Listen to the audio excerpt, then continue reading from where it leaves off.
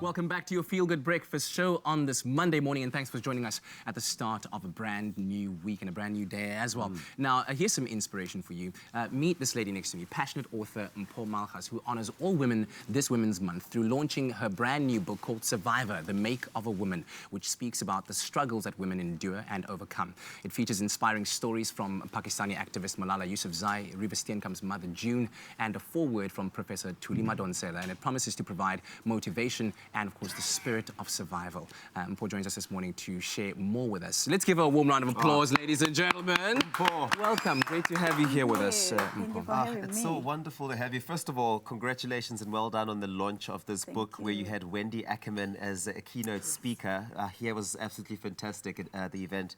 What was the brainchild behind writing this book? What made you write this, and why launch it during Women's Month? Oh, well, years ago, I was in a relationship that was very abusive. And for me, I watched years later again, after I walked out, after I gained courage to walk out of that relationship, I still watched many women going through same struggles of abuse and many other things, obviously, that I speak about in the book, that as women we go through collectively.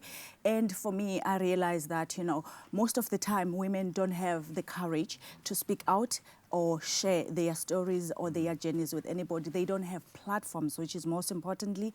And I thought to myself, well, with a gift of writing that I have, I'm sure I can put my piece to the puzzle to try and get the collective of women. We share our stories, we share our journey to try and help other women to navigate life through their struggles and challenges in life. That was the whole idea behind starting, putting together this nice piece of a book, Survivor, The Make of a Woman. And the second question that asks why Women's Month, the reason is that when we started off the project with the team, we did a little research and we realized that many women across the country, when you talk of Women's Month, they only know that it honors women who marched to the union buildings during the years, and they don't associate it with them, yet it speaks to the core of womanhood. When I say to the core of womanhood, it means that the things that we go through on a daily basis as women. So that's what Women's Month is all about, the celebrations of the Women's Month. So for me, it was also to bridge that gap to say women must actually associate Women's Month with celebration of them being women and going through these struggles. That was the message we wanted to put across. And you were speaking about the power of the collective. And you're credited in creating this book. You have some incredibly powerful women that you've allowed to contribute to this book in the likes of, as I said, Professor Thuli Madonsela, Malala Yousafzai, and so on. How did you go about getting these women and deciding on these particular powerful women as contributors to the book? Yeah, that's a big question. Actually, everybody asked me the same question as well at the launch on Saturday. Everybody wants to know, and we need to know. Yeah, the reason behind getting this collective of women was the fact that I watched their journeys.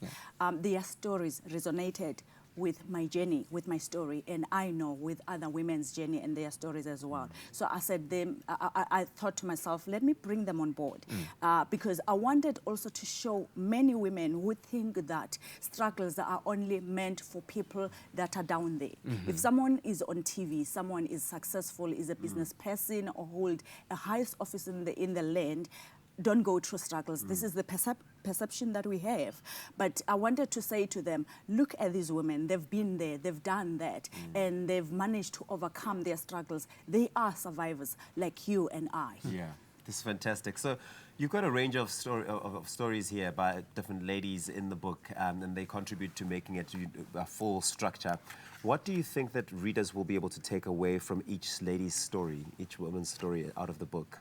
Well, like I said, that each story resonates with every woman, because it's not a story of Mpho, it's not a story of June Steenkamp, Reeva's mom. It's not a story of Juliet, but it's a story of every woman. That's what we say when we introduce Survivor. It is a story of every woman. So with all the collective women that put the book together, including the chapters of the book that take us through the tools and to equip women basically of what to do when things come our way, when struggles weigh us down. What do we do? So the stories of women in there are telling them, how did we overcome?